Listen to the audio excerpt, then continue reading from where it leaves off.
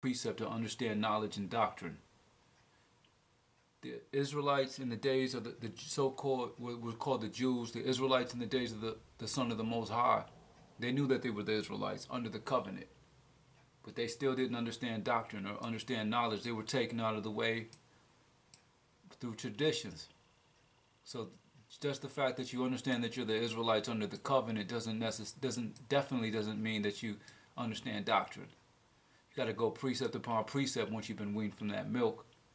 It must be precept upon precept, not precept upon emotion, not YouTube video upon YouTube video. It's precept upon precept, not precept upon emotion or what my pastor said. Precept upon precept, line upon line, here a little and there a little. These are definitely important scriptures to understand. These are code-breaking scriptures. This is how you can get the knowledge of the Bible. You won't understand the Bible reading it like a novel. I read the Bible a couple times just to get the lingo down in the early beginnings of my awakening. Had to read it a few times. It's written in English, but it's definitely in a different type of lingo, a different tongue of English. And then once you get that milk, get them basics, then you can start going precept upon precept to understand doctrine. If you've been basic in the milk, if you've been taken away or partial in the milk, your ability to go precept upon precept is going to be partial. If you've been taken out of the way in milk and distorted in your basics, you ain't going to be able to go precept upon precept to understand because you've been completely distorted from the beginning. So definitely these things have to be in order. You have to get the milk to be able to get strong meat to go precept upon precept to get the understanding. Just like I went precept upon precept to get the drunkards of Ephraim, this is how you get the understanding, precept upon precept, after you've already been learned in the basics. And those basics include Dan. If you go back into Genesis 49, Dan's in there. You can't just jump over Dan and think that you're going to get the understanding going precept upon precept. So you wouldn't, if without understanding the Danites, you would never understand the drunkards of Ephraim, whose glorious beauty is a fading flower. And then going to be trodden under feet, crown of pride. You can never comprehend that without understanding this, the Negro Indians among us. This is that fading flower. This is milk. This right here is milk. So to be able to comprehend some of the harder things, you got to be weaned from this milk. So I want to go back here in verse number 10, Isaiah 28:10. Precept must be upon precept. Precept upon precept, line upon line, here a little and there a little. For with stammering lips and another tongue will he speak to this people. With foreign lips, a barbarous tongue we speaking in. Another tongue will he speak to this people. We're not speaking in our native language whatsoever. Our native original language doesn't even exist in our day. But the language breakdown is an entirely different lesson. But he's telling us here that with stammering lips, stammering can mean also mocking lips. But definitely foreign. We speaking in a mocking tongue. Here it says, a buffoon, also a foreigner, mocker, stammering, speaking in a barbarous or foreign tongue. So that's definitely what this means, is speaking in a different tongue, a foreign language. For with stammering lips and another tongue will he speak to this people.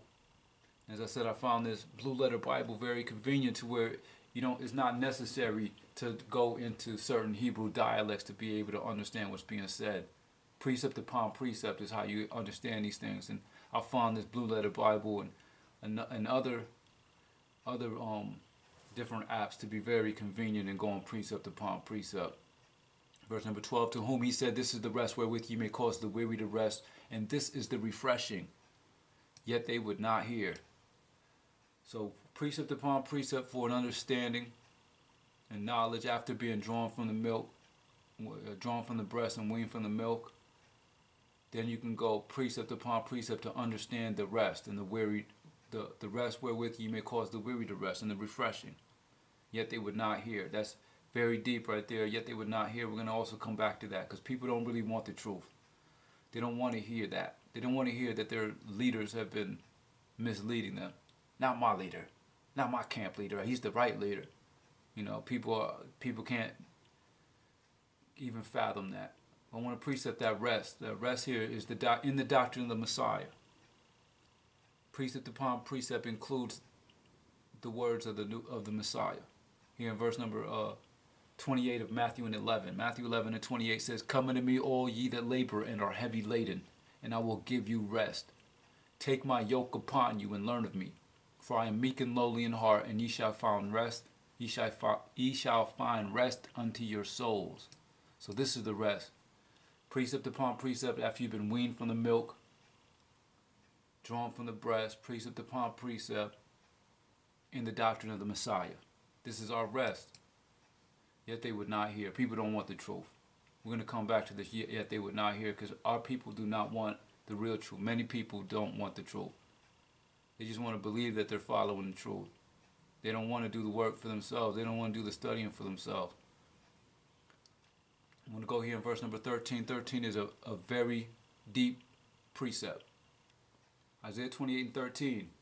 "But the word of the Most High was unto them, precept upon precept, line upon line, here a little and there a little, that they might go and fall backward and be broken and snared and taken." So a lot of people don't want to hear that doctrine, the real truth. But precept upon precept is unto them, that they might go backwards, that they might go and fall backward and be broken and snared and taken. So Isaiah 28 and 9 and Isaiah 28 and 10 speaks of precept upon precept after being weaned from the milk, drawn from the breast, for knowledge and doctrine.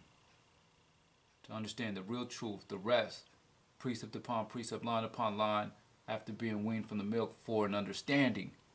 Scripture number 13 speaks of precept upon precept and line upon line for a snare, that they might go and fall backward and be broken and snared and taken.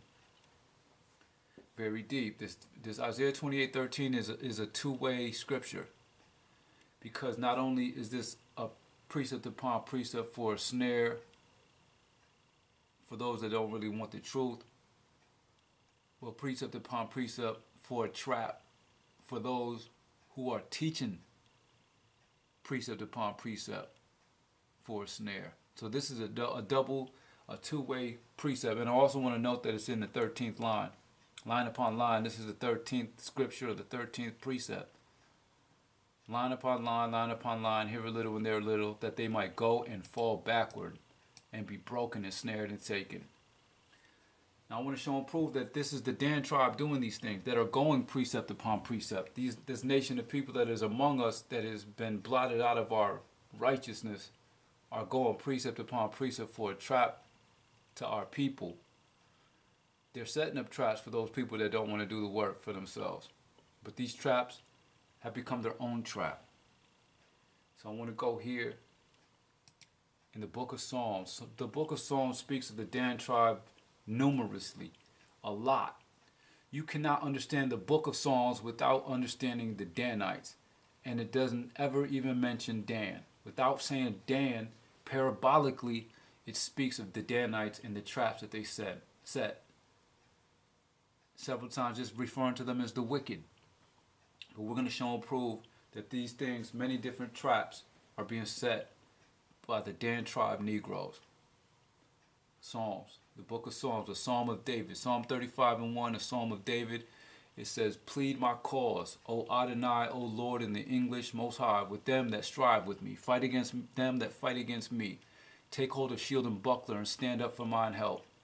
Draw out also the spear, and stop the way against them that persecute me. Say unto my soul, I am thy salvation. Let them be confounded and put to shame that seek after my soul. Let them be turned back and brought to confusion that devise my hurt.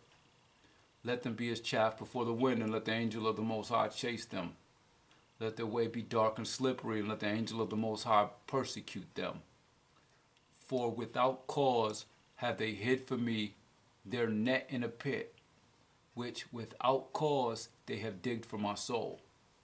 I highlight this without cause because this is one parabolic way that we can understand that it is talking about the Dan tribe, because they have been wrongfully our enemies. They have, without a cause, been an enemy to our people. once being a son of Jacob, being that they actually descend from the Hebrew people, but the Most High from the beginning called for them to be the serpent by the way and the adder in the path, not written amongst the righteous, not written in Revelation 7 and 4, has absolutely nothing to do with anything that the 12 tribes of Israel have ever done to the Dan tribe. They've done these things without cause. Nothing like in history, in the book of Kings, the book of the Judges, Samuel, you can find where we've had many enemies, even going all the way back into the Exodus, where it started with, our people being led out of Egypt, and then the Amalekites and the Canaanites and the Midianites and the Moabites have all become enemies to the people once they found out that we was the chosen people of the Most High. They had cause. Our people slayed many different people. We took some of the Edomites and thrown them over cliffs. So they've had cause to be our enemies. These Negro Indians have been our enemy without cause. So without cause there's gonna be a reference of without cause a few times. It says, for without cause have they hid for me their net in a pit, which without cause they have digged for my soul. It says, let destruction come upon him at unawares, and let his net that he hath hid catch himself. Into that very destruction let him fall. So this is talking about that same precept upon precept for a snare, so that our people could be trapped and caught. It says, let his net that he hath hid catch himself. Into that very destruction let him fall. And my soul shall be joyful in the Most High. It shall rejoice in his salvation. All my bones shall say, Adonai, Most High, who is like unto thee, which deliverest the poor from him that is too strong for him. Yea, the poor and needy from him that spoileth him. The Most High is the power and strength of the poor and the needy. Most people with the riches, they trust in their riches. And these people have been fat, fruitful. They trust in their fruitfulness. They trust in Babylon and that cup that they've drunk them from. They've actually been deceived to believe that there's profit in these things. They're under a strong delusion, which I'll get into here in a little bit. But this is the poor and the needy man from him that spoileth him. It says, who is like unto thee, which delivers the poor from him that is too strong for him? Yea, the poor and needy man from him that spoileth him. False witnesses did rise up to lay to my charge things that I knew not. They rewarded me evil for good to the spoiling of my soul. Rewarding you evil for good is precept upon precept for a snare. Giving you precept upon precept, although it's for a trap. That's equivalent as saying, rewarding me evil for good to the spoiling of my soul. Verse number 13, it says, but as for me, when they were sick, my clothing was sackcloth. I humbled my soul with fasting, and my prayer returned into my own bosom. I behaved myself as though he had been my friend or my brother. I bow down heavily as one that mourneth for his mother. So we behave ourselves as if they're our brother, because you can never understand, you can never see the difference. There's no difference in appearance in the Negro Indian and the slave trade Negro. They look like us. They're in our congregations. We call them Ak. They're our friends. Social media, we share precepts.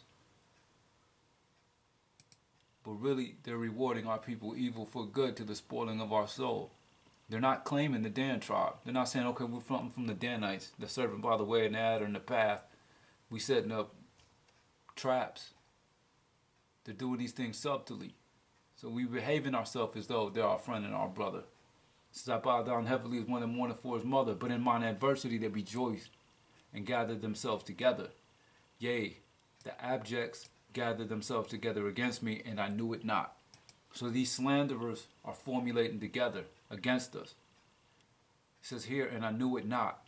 So we know it. This is telling on them that behind the scenes, behind what they trying to act like they're our friends and our brethren, they're rejoicing in our adversity. In our adversity they rejoice.